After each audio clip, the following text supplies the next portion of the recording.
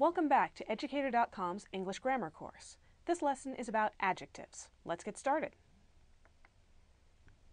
Okay, in this lesson, we're going to go over adjectives, what they are, how to use them.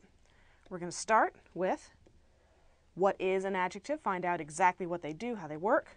We'll talk about different kinds of adjectives. There are adjectives that describe, adjectives that count, and adjectives that specify. We're going to talk about how pretty much anything in the English language can function as an adjective and how to spot them. We'll talk about how to tell adjectives apart from adverbs. We'll talk about how to use adjectives with linking verbs. And finally, we'll look over a couple of tricks to make sure that we're using adjectives correctly and grammatically. All right, what is an adjective? An adjective is pretty much any word that modifies a noun or a pronoun. There are a couple of exceptions, but generally, if it's modifying one of those, it's an adjective.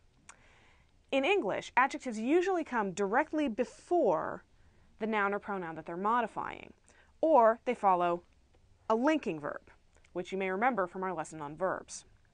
Okay, adjectives may describe what kind of noun or pronoun we're talking about, how many of them there are, or which one is being discussed.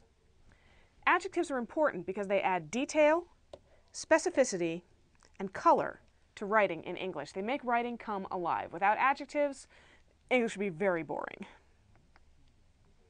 All right, let's start with adjectives that describe.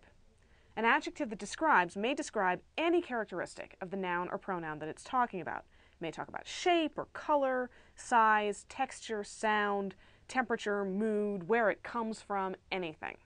Let's look at some examples. The bird's sweet song woke me up.